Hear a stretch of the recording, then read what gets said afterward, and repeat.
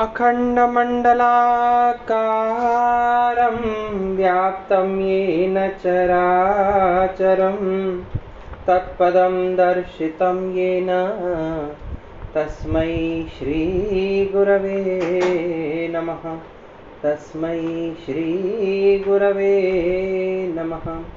तस्मै श्रीगुरवे नमः। प्रिय विद्यार्थियों, पिछली कक्षा में हमने देखा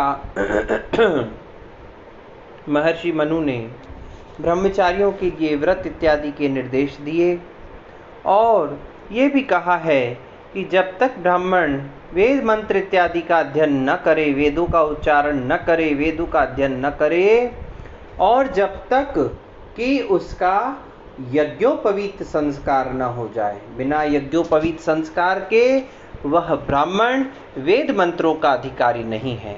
और जब तक वह वेद मंत्रों का अधिकारी नहीं है, जब तक उसका यज्ञोपवीत संस्कार नहीं होता है, तब तक वह शूद्र ही माना जाना चाहिए। अब इसके बाद क्या कह रहे हैं?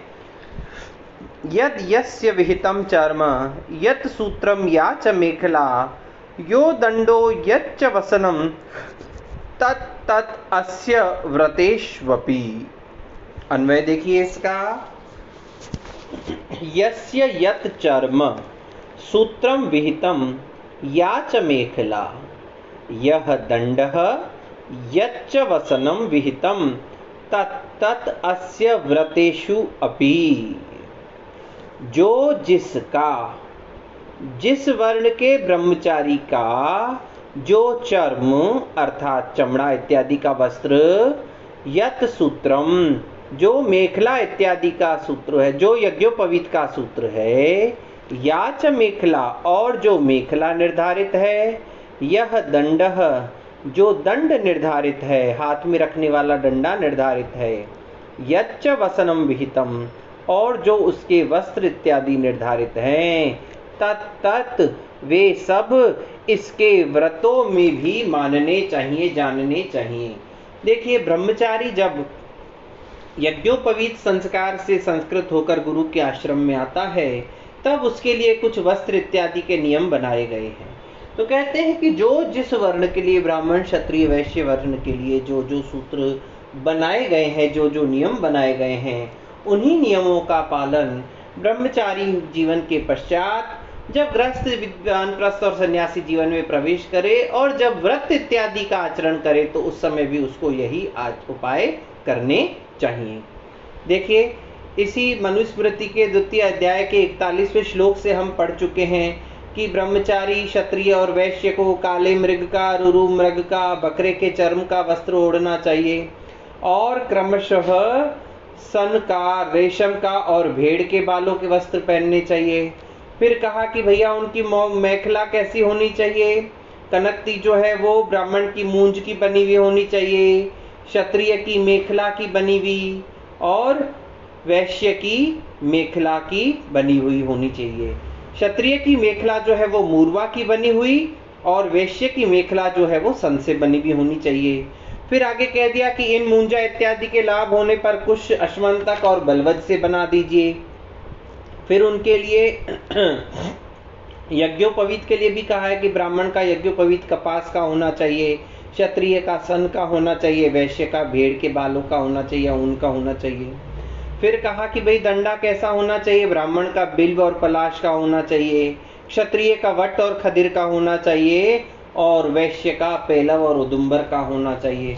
फिर उनके डंडे के आकार और लंबाई का भी निर्धारण किया गया था। तो ये सब जो नियम ब्रह्मचारी के लिए पहले बताए गए हैं 41वें श्लोक से लेकर के, व्रत इत्यादि का आचरण करते हुए भी उनको इन्हीं नियमों का पालन करना चाहिए। फिर क्या कह रहे हैं? सेवितामास्तु ब्रह्म नियमान ब्रह्मचारी गुरो वसन संनियम्य इंद्रिय ग्रामम तपोवृद्ध्यर्थम आत्मनः। इसका अन्वय देखिए। सेवितामांस्तु ब्रह्मचारी गुरौ वसन आत्मनः तपोवृद्ध्यर्थम इंद्रिय ग्रामम संनियम्य इमाम नियमान तु सेवेत। ब्रह्मचारी को गुरौ वसन, गुरु के समीप रहते हुए, आत्मनः तपोवृद्ध्यर्थम, अपने तप की वृद्धि के लिए, इंद्रिय ग्रामम, इंद्रियों के ग्राम अर्थात इंद्रियों के समूह, इंद्रियों का समूह इंद्रिय ग्राम क्या है कि पहले हम पढ़ चुके हैं, 5 ज्ञानेंद्रियां, 5 कर्मेंद्रियां और 1 मन। इन 11 इंद्रियों के समूह को संयम्य सम्यक रूप से नियमित करके वश में करके, इमान नियमान तु सेवेत, ब्रह्मचारी को इन नियमों का, जो पूर्व में नियम बताए गए हैं, यज्ञ व्रत इत्यादि के जो नियम हैं, उनका सेवन करना चाहिए, उनका पालन करना चाहिए। देखिए, ब्रह्मचारी को सबसे पहला शर्त क्या रखी है कि उसको गुरु के पास रह करना चाहिए। गुरु के पास रहते हुए अपनी तप की वृद्धि के लिए उसे क्या करना चाहिए? सबसे पहले अपनी इंद्रियों को नियम से, नियमित रूप से अपने वश में रखना चाहिए। इंद्रियां कितनी? 11 इंद्रियां, 5 ज्ञानेंद्रियां, 5 कर्मेंद्रियां, 1 मन।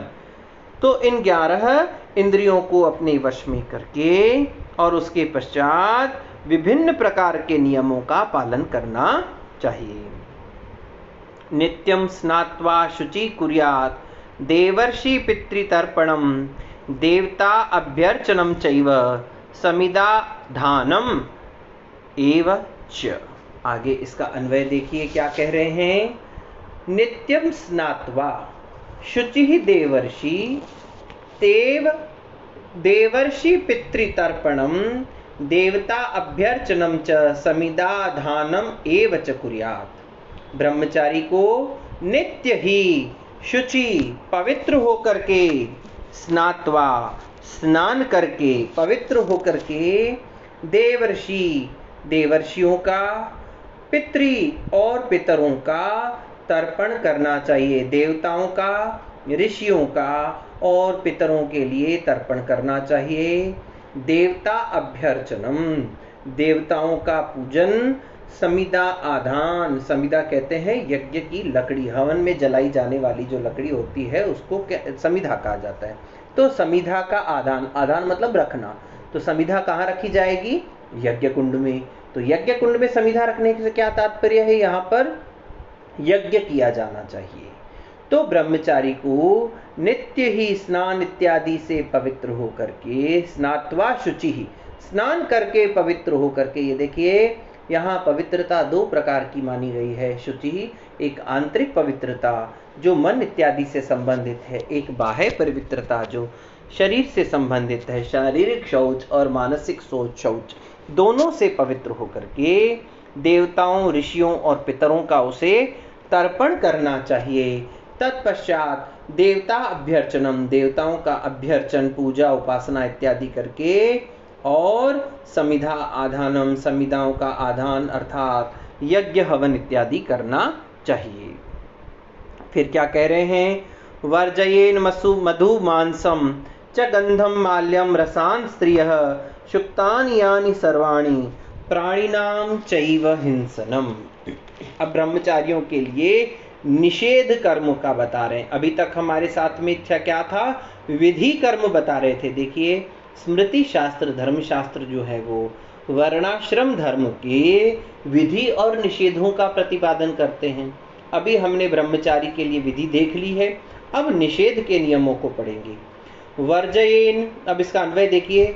ब्रह्मचारी मधु मांसम गंधम माल्यम रसान स्त्रियः च, यानि सर्वाणि शुक्तानि प्राणिनाम हिंसनम चैव वर्जयेत्। ब्रह्मचारी को क्या करना चाहिए कि वर्जयेत्, इनका त्याग करना चाहिए।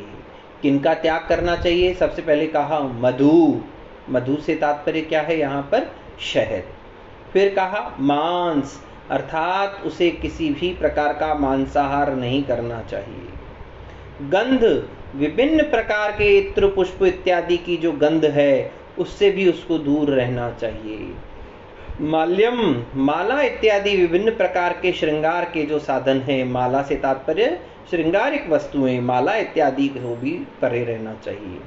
फिर क्या कहता है? रस, जितने भी भिन्न प्रकार के भोजन के रस हैं, 6 प्रकार के रस हैं, मधुर, अम्ल, कटु, लवण, तिक्त, कषाय, इन रसों से भी उसको दूर रहना चाहिए। भोजन करना है, लेकिन भोजन शरीर के निर्वाह की दृष्टि से, स्वाद की दृष्टि से नहीं।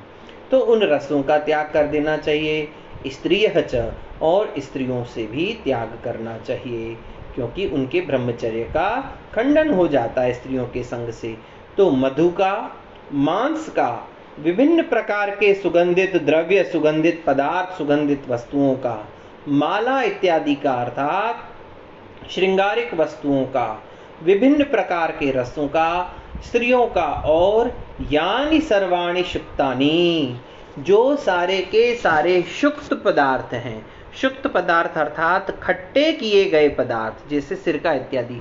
देखिए, जैसे वो कांजी अपन कहते हैं, सर्दी के ऋतुओं में गृहिणियाँ, माता बहनें इत्यादि क्या करती हैं कि गाजर या प्याज इत्यादि को काट करके और उनको एक कांच के डिब्बे में या किसी में भी रख करके पानी भर के उसको राई इत्यादि का चूरा डाल करके कुछ इस प्रकार का 2-3 दिन रख के एक पदार्थ बनाया जाता है जो खट्टा हो जाता है, जिसको कांजी कहा जाता है। आप लोग बाजार में अगर जाते हो तो आपने कांजी बड़ा सुना होगा।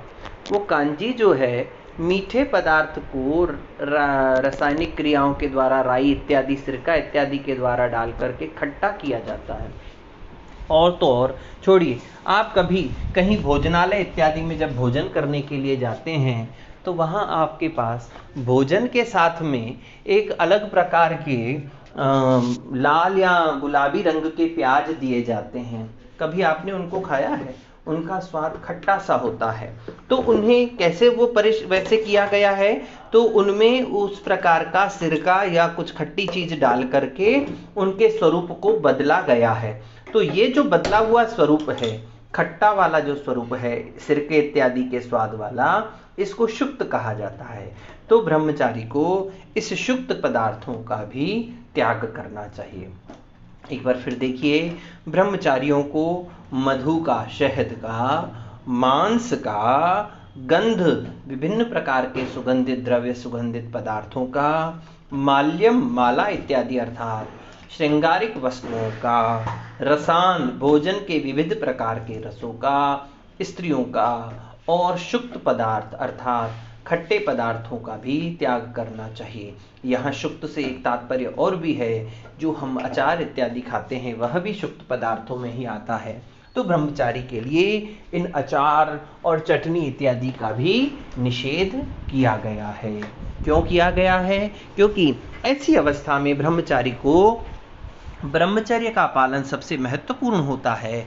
लेकिन जब हम इन पदार्थों का सेवन करते हैं तो निश्चित रूप से हमारे मन की अवस्था कुछ भिन्न सी हो जाती है, और हो सकता है कि ब्रह्मचारी अपने ब्रह्मचर्य को स्थिर न रख सके, उसका पालन न कर सके। इसीलिए इस प्रकार के ब्रह्मचर्य के जीवन में इन प्रकार के पदार्थों का निषेध किया गया है। इसके पश्चात महर्षि मनु निषेध के क्रम में और क्या बता रहे हैं, और किन किन प्रकार के पदार्थों का निषेध किया जाना चाहिए, क्या क्या ब्रह्मचारी को व्रत नियम इत्यादि का पालन करना चाहिए, इनके विषय में महर्षि मनु ने क्या बताया है, इसके विषय में चर्चा हम अगले व्याख्यान में करेंगे। तब तक के लिए ओम शम।